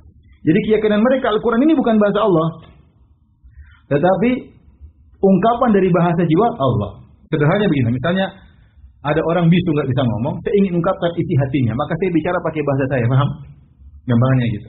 Jadi Allah Subhanahu Wa Taala punya bahasa jiwa yang diungkapkan oleh Muhammad dengan bahasa Arab. Jadi Al-Quran itu bukan firman Allah, tapi terjemahan dari firman Allah atau ungkapan dari firman Allah. Ini tidak benar. Tidak benar. Kita meyakini lafal-lafal ini dari Allah atau bukan? Dari Allah Subhanahu wa taala. Ya. Oleh karenanya Bantahannya dalam ayat ini. Pertama, Allah mengatakan, ya. Terus kata mereka, ya, kita tanya sama mereka. Allah berfirman, ya. Waktu Allah bertemu dengan Nabi Musa, Allah berkata, "Innani anallah." Sungguhnya aku adalah Allah. Itu perkataan siapa? Allah atau malaikat? Allah. Allah atau malaikat? Enggak mungkin malaikat mewakili Allah berkata, karena mereka itu malaikat yang ngomong. Kalau malaikat yang mewakili Allah mengatakan, "Aku adalah Allah," kafir atau tidak? Kafir malaikat tersebut. Gimana malaikat berani mengatakan aku adalah Allah? Beda kalau malaikat mengatakan sungguhnya dia adalah Allah, ya Bu. Mungkin itu perkataan malaikat, tapi perkataannya aku. Innani, sungguhnya aku, sungguhnya aku ini adalah Allah. Bagaimana itu perkataan malaikat? Itu jelas Allah yang ngomong langsung. Karena enggak mungkin malaikat mewakili, ya. Misalnya presiden nyuruh menterinya, dia mengatakan, "Tunggu, saya ini presiden," ya pasti salah, bohongin deh. Dia bilang sungguhnya presiden berkata, pakai kata ganti orang ketiga, oke lah. Tapi sekarang pakai domir mutakallim, kata ganti orang pertama. Innani anallah, sungguhnya aku adalah Allah. Maka yang jelas yang ngomong bukan malaikat. Bahkan Allah mengancam tentang malaikat, kata Allah Subhanahu wa taala, "Wa may yaqul minhum inni ilahun min duni fadzalika najzihi jahannam." Barang siapa di antara malaikat yang berani ngomong, aku adalah Tuhan selain Allah, kami akan balas dia dengan neraka jahanam. Jadi ini yang ngomong siapa? Allah. Bukan malaikat. Kalau seandainya yang ngomong malaikat bukan Allah, maka buat apa Nabi Musa diberi gelar Kalimullah, yang berbicara langsung dengan apa? Allah. Nah, enggak usah Nabi Musa, manusia saja bisa ngomong sama malaikat. Dalam banyak hadis Allah kirim malaikat ngomong siapa? Sama manusia. Kalau ternyata yang ngomong ini bukan Allah, berarti Nabi Musa tidak istimewa. Paham tidak? Baik. Kemudian Allah berkata, "Fastami' lima yuha." Dengarkanlah apa yang diwahyukan kepadamu. Kata Allah, "Wa ana ikhtartuka fastami' lima yuha." Sungguhnya akulah yang memilih engkau hai Musa, dengarkanlah apa yang diwahyukan kepadamu. Berarti yang dengar suara atau bukan? Berarti Allah bersuara atau tidak? Suara. Nabi Musa dengar perkataan Allah. Apa yang didengar oleh Nabi Musa? Innani anallah, aku adalah Allah. Orang-orang Asy'ariyah mengatakan Allah tanpa suara. Yang gimana ini? Nabi Musa dengar perkataan siapa? Fastami' lima yuha, dengarkanlah. Ya. Kalau kata mereka firman Allah adalah makna nggak bisa didengar. Makna dipahami, bukan didengar. Paham? Kata mereka firman Allah itu makna, bukan suatu suara yang didengar. Ya, bagaimana sementara Allah mengatakan dengarkanlah. Kalau makna ya renungkanlah, bukan dengarkanlah. Pikirkanlah, itu baru makna. Tapi Allah menggunakan bahasa yang jelas, fastami'. Ya, simaklah, dengarkanlah. Lima yuha yang akan diwahyukan kepadamu. Apa isinya? Innani anallah. Sungguhnya aku adalah Allah. Ini sederhana intinya untuk membantah ahlul bidah yang mereka terlanjur terkena dengan filsafat, racun filsafat, hingga mereka mentakwil sifat Allah Subhanahu wa taala. Dan ini menjadi akidah Ahlussunnah secara umum, akidah kaum muslimin secara umum. Semua kaum muslimin di alam semesta ini, kalau buka Al-Quran mereka mengatakan ini firman Allah. Mereka berkata, dengarkanlah firman Allah. Kalau terjemahan baru mereka mengatakan sari tilawah firman apa? Allah. Enggak ada yang mengatakan, oh ini perkataan Muhammad disarikan dari firman Allah yang bahasa jiwa. Enggak ada yang pernah ngomong gitu. Baik. Kemudian kata Allah Subhanahu wa taala, ya. Inna sa'ata atiyatun akadu ukhfiha. Sungguhnya hari kiamat akan tiba wahai Musa. Akadu ukhfiha, hampir-hampir aku menyembunyikannya. Maksudnya kata para ulama, kalau boleh aku sembunyikan tentang kapan hari kiamat, kepada diriku aku akan sembunyikan. Namun tidak mungkin disembunyikan kepada Allah karena Allah Maha mengetahui. Artinya malaikat tidak ada yang tahu kapan hari kiamat, tidak seorang nabi pun tahu kapan hari kiamat. Bahkan kalau boleh aku sembunyikan, aku akan sembunyi kata Allah Subhanahu wa taala. Namun Allah tidak sembunyikan, yang tahu hanya Allah Subhanahu wa taala. La yujalliha ya illahu. Tidak ada yang tahu tentang maknanya kecuali Allah Subhanahu wa taala. Oleh karena tidak benar muncul sebagian dai-dai sekarang kemudian mengatakan entar lagi hari kiamat, umur dunia tinggal sekian ya. Kemudian gini, ini ngeramal para dukun aja enggak berani ngeramal hari kiamat, ini dai ngeramal kapan hari kiamat. Jadi baca Imam Mahdi sekarang umur sudah 39 tahun. Subhanallah. Sebentar lagi Imam Mahdi kalau sudah muncul berarti sebentar lagi apa? Dajjal muncul. Karena Dajjal muncul di zaman siapa Imam Mahdi. Berarti ya sebentar Imam Mahdi mungkin umur 70 meninggal misalnya. Ya, bentar lagi hari kiamat berarti. Dari mana Imam Mahdi? Udah ketemu dengan Imam Mahdi, kenalan sama Imam Mahdi. Macam-macam orang sekarang ngomong tentang hari kiamat. Dia tidak mengatakan kapan hari kiamat, tapi dia isyaratkan Imam Mahdi sudah apa? Muncul misalnya. Dan yang lain. Baik, ada lagi sungguhnya badan NASA telah menyebutkan akan ada suatu benda yang datang kemudian akan 2/3 isi bumi macam subhanallah. Ini dari mana ente bicara seperti itu ya? Karena kan kiamat sudah apa? Tiba. Enggak usahlah. Kata Allah, akadu ukhfi, hampir-hampir aku sembunyikan dari diriku, ya. Kata Allah, litujza kullu nafsin bima tas'a. Kenapa ada hari kiamat? Agar setiap jiwa dibalas dengan apa yang telah dia kerjakan. Karena ada namanya hari pembalasan. Ya, kalau tidak ada hari pembalasan, berarti Allah tidak adil. Kita nggak usah berbicara tentang Allah Subhanahu wa Ta'ala. Kita bicara misalnya Pak RT yang menguasai daerah RT-nya. Kalau ada keributan di situ, ada yang menzolimi, ada yang dizolimi, Pak RT-nya diam-diam saja, Pak RT nggak beres berarti. Biarin aja, nggak ada masalah. Kita bicara misalnya direktur perusahaan terjadi macam-macam, dia tidak ada yang zolim, dia tidak peduli, berarti dia nggak adil. Bagaimana kita mengatakan tidak ada hari pembalasan? Berarti semua terjadi tanpa ada pembalasan, yang zalim menzalim, yang dizalimi begitu saja tanpa ada hari perhitungan. Mustahil bagi Allah. Allah Maha Adil. Maka Allah akan tegakkan namanya hari kiamat, litujza kullu nafsin bima tas'a, agar setiap jiwa ya merasakan balasan dari akibat yang dia kerjakan. Kata Allah, fala yasuddannaka anha man la yu'minu biha wattabahawahu fatarda. Maka janganlah kamu dipalingkan dari hari kiamat oleh orang yang tidak beriman dengan hari kiamat. Wattabahawahu, dan mengikuti hawa nafsunya, fatarda, maka dia menjadi binasa. Ya, ada orang yang tidak beriman dengan hari kiamat, baik dengan perkataan maupun dengan sikap. Maka kamu jangan dipalingkan dari hari kiamat oleh orang-orang tersebut. Ini dalil bahwasanya ya, semakin orang melupakan hari kiamat, semakin orang melupakan hari kebangkitan, dia akan semakin binasa. Dia semakin binasa. Dan ketahuilah tidaklah kita ini terjerumus dalam berbagai macam kemaksiatan kecuali karena iman kita kepada hari akhirat kurang. Kalau seorang memiliki keimanan hari akhirat yang kuat, yang pasti, maka dia berpikir panjang untuk mengucapkan sesuatu, dia berpikir panjang untuk membuat statement tertentu, dia berpikir panjang untuk bermaksiat, ya. Kalau imannya benar-benar matang kepada hari kiamat. Ya, maka Allah ingatkan jangan sampai kau terpalingkan dari hari kiamat oleh orang-orang yang tidak beriman dengannya. Baik, masih ada waktu? Masih, sabar ya. Baik, kita lanjutkan paragraf yang terakhir.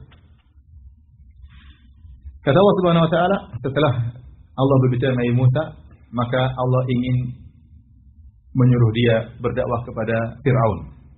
Tapi Allah kasih mukadimah. Kata Allah Subhanahu wa Ta'ala, "Wa ma tilka biyaminika ya Musa?" Wahai Musa, apa yang ada di tangan kananmu? Allah tahu apa yang di tangan Nabi Musa. Tahu atau tidak? Tahu. Tapi Allah punya tujuan bertanya tentang hal tersebut. Wa ma tilka biyaminika ya Musa. Beberapa tujuan disebut oleh para ulama, ya.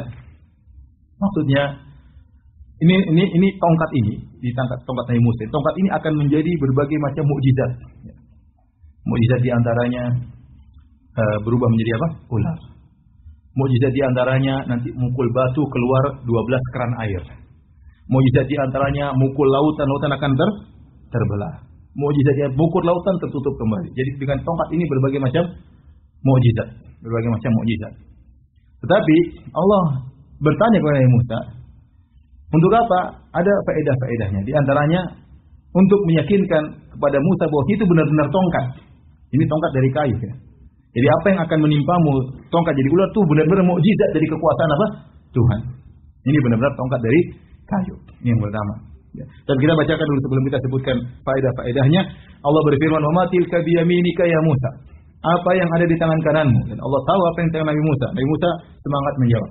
Qala hiya asaya atawakka'u 'alaiha. Dia adalah tongkatku. Aku bersandar kepadanya, bertelekan dalam berjalan.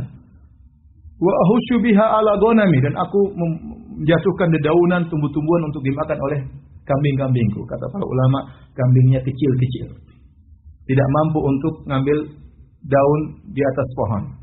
Maka Nabi Musa cari daun untuk kambing-kambing tersebut. Caranya bagaimana? Ada yang mengatakan dia pukulkan tongkatnya di pohon. Ada yang mengatakan tongkatnya di ujungnya begini. Dia gantungkan tongkatnya di dahan kemudian digoyang-goyang. supaya daun apa? Berjatuhan, atau dia tarik daun supaya jatuh dimakan oleh kambing-kambing. Maka dia mengatakan, atawakka'u 'alaiha wa ahushu biha 'ala ghanami.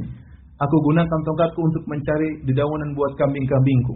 Waliya fiha ma'aribu ukhra, dan aku punya keperluan-keperluan yang lain. Kata Allah, qala alqiha ya Musa. Wahai Musa, lemparkanlah tongkatmu. Ya Musa lempar. Fa idza hiya hayyatun tas'a, tiba-tiba menjadi ular yang bergerak-gerak. Itu dalam ayat yang lain, Musa pun kabur. Begitu dia tongkat jadi ular, Nabi Musa pun kabur, bukan mundur begini, tapi langsung balik, langsung lagi. Kalau mundur kan masih ketakutannya sedikit, mundur pelan-pelan. Tapi kalau balik langsung kabur itu namanya takut sekali. Kata Allah, akbil wala takhaf. Wahai balik kau Musa, jangan takut. Suruh balik. Ambil, khudha wala takhaf. Ambil tuh ular. Namanya manusia takut lihat ular besar ya, bergerak-gerak ya. Sanu'iduha sirataha ula. Kami akan ulangi lagi dia menjadi tongkat. Dan akan tongkat itu menjadi ular lagi. Tapi ini beberapa faedah dari ayat ini. Kata para ulama, kenapa Allah mengatakan wahai Musa, apa yang di tangan kananmu? Nabi Musa jelas ini tongkatku, aku gunakan gini. Kata para ulama, agar Allah meyakinkan wahai Musa, sungguhnya itu benar-benar tongkat dan tongkat ini akan mengalami keajaiban-keajaiban. Benar-benar kayu, yang kau pegang itu benar-benar kayu, dan apa yang terjadi itu karena aku Tuhan yang merubah itu semua. Ya. Kemudian yang kedua, kata para ulama, Allah Subhanahu wa taala ya ingin menjelaskan kepada Musa bahwasanya Allah mampu merubah segala sesuatu dengan cepat. Dengan cepat, tongkat lempar tiba-tiba berubah menjadi apa? Ular. Tanpa ada proses kemudian enggak.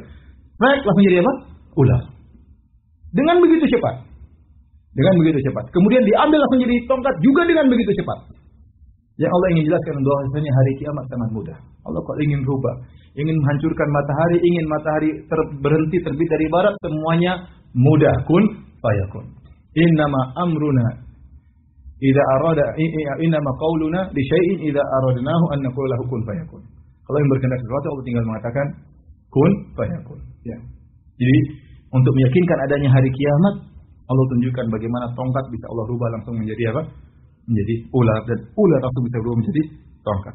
Kemudian di antara faedahnya yaitu Allah ingin lembut kepada Nabi Musa, karena Nabi Musa sendirian, kemudian ketakutan, ketemu dengan Allah Subhanahu wa taala di tengah kegelapan ya. Maka Allah ajak ngobrol gampangannya. Apa di tangan kanan wahai Musa? Nabi Musa jawab, tenang, ini buat ini buat ini. Kalau yang Musa lempar tongkat langsung kaget, tapi pelan-pelan Allah buat dia hilang daripada wahsyah itu, kesendirian. Jadi Allah ngobrol dengan Nabi Musa. Oleh karena kata para ulama, kalau antum ingin berdakwah juga kasih muqaddimah ya. Jangan langsung datang ke orang-orang lagi makan. Sungguhnya seluruh bid'ah sesat.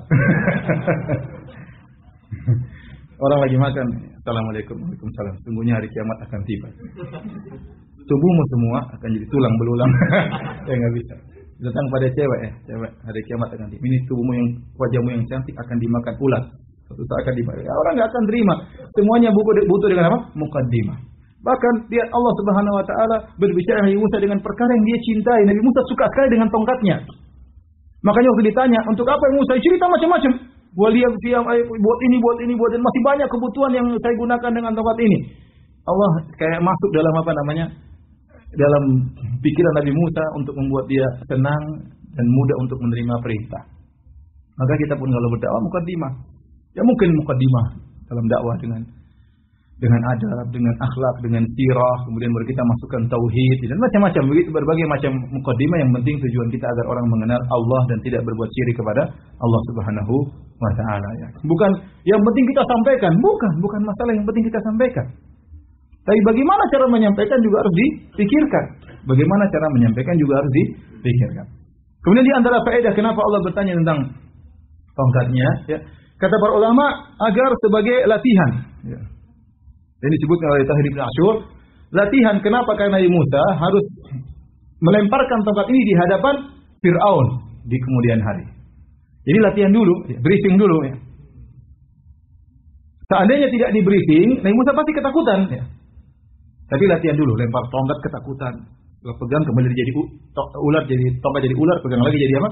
Tongkat. Jadi Nabi Musa sudah tidak takut karena dia pernah briefing sebelumnya. Tapi kalau tidak pernah dilatih sebelumnya, kemudian datang kepada Fir'aun, saya Musa, utusan Tuhan. Mana buktinya nih? Langsung dia juga lari. Cuma ini ularmu atau ular siapa? Kata Fir'aun. Ularmu kok takut sendiri ya? Makanya dari Musa latihan dulu kan. Makanya ini perlu semua persiapan, planning ya. Bukan asal kemudian jalan, tawakal bismillah, perlu planning semua. Allah saja memplanningkan Nabi Musa supaya nanti sanu'iduha sirataha ula, kami akan ulangi lagi hal tersebut. Dan ular tersebut ya dalam sebagian ayat disebutkan fa idza hiya thu'banun mubin. Ya.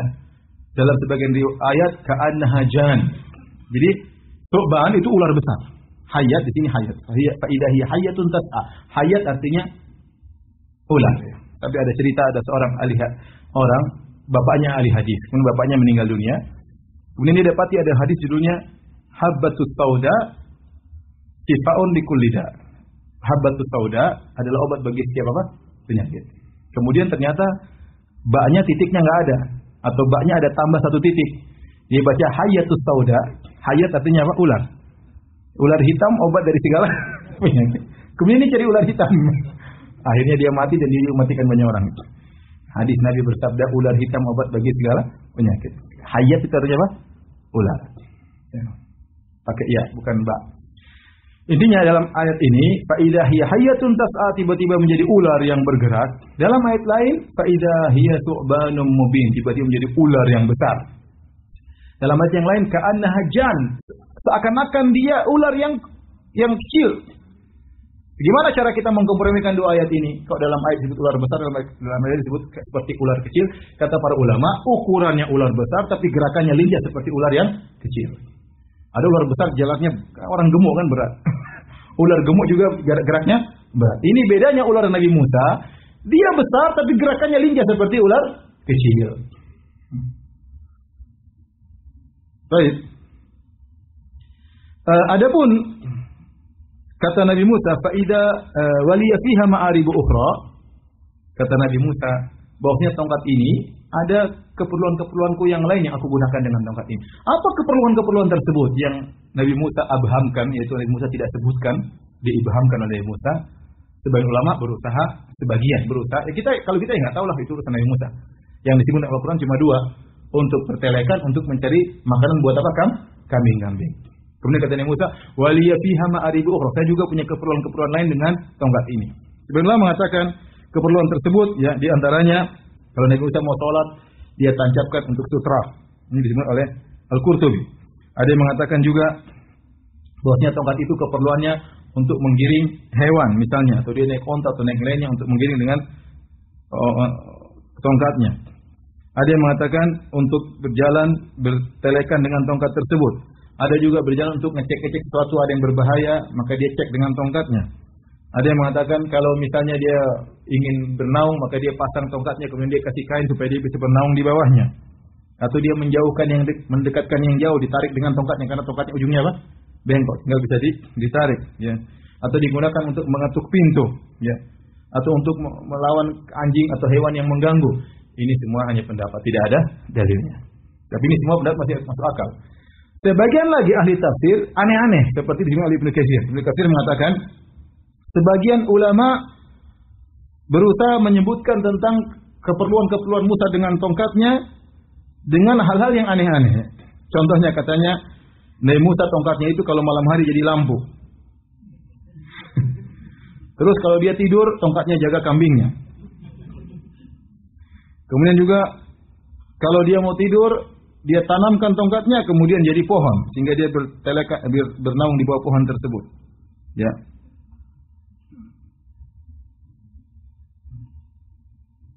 Dan ini semua tidak benar ya.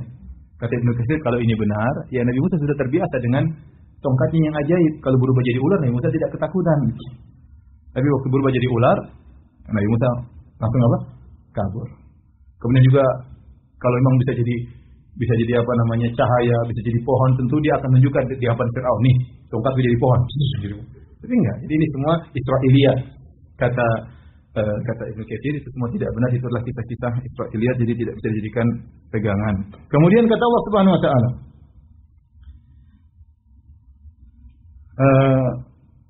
"Wadmum yadaka ila janahika takhruj baydha'a min ghairi su'in ayatan ukhra." Kata Allah Subhanahu wa taala, dan kepitkanlah tanganmu ke ketiakmu. Janah maksudnya ini bukan di ketiak, iya di bawah ketiak, tapi di bawah lengan atas, maksudnya di sini. Ya, disebutkan maksudnya dalam ayat jaybika ya. Jadi masukkan ini baju kan ada lubangnya begini. Maksudnya dulu mungkin lubangnya besar, disuruh masukkan begini dalam bajunya. Ya. Dimasukkan, begitu dikeluarkan, takhruj baydha'a, jadi putih, jadi bercahaya. Ayatan ukhra sebagai mukjizat yang lain selain mukjizat tongkat menjadi apa? Menjadi ular. Bagian selain mukjizat tongkat menjadi ular ya. Kata Allah, min ghairi su'in. Bukan penyakit. Putihnya tangan Nabi Musa bukanlah penyakit baros, penyakit albino, bukan, tapi benar-benar putih. Sehingga sebenarnya Allah berdalil Nabi Musa orangnya bukan berkulit putih, tapi suku Bani Israel itu orangnya coklat. Tidak putih. Makanya di dalam mukjizatnya tangannya didekap keluar menjadi apa? Cahaya ya. Menjadi cahaya dan luar biasa, sudah ada cahaya padahal Thomas Alva Edison belum lahir. Ini mukjizat ya. Kata Allah, linuriyaka min ayatinal kubra, agar kami tunjukkan kepada engkau dari tanda-tanda kebesaran kami yang sangat besar. Baik, inilah kisah Nabi Musa. Insyaallah kita lanjutkan bulan depan ya. Dari tafsir surat Thaha tidak ada tanya jawab karena tinggal 5 menit lagi apa? Dan kurang lebihnya mohon maaf. Subhanallah wa bihamdihi asyhadu an la ilaha illa anta astaghfiruka wa atubu ilaik. Assalamualaikum warahmatullahi wabarakatuh.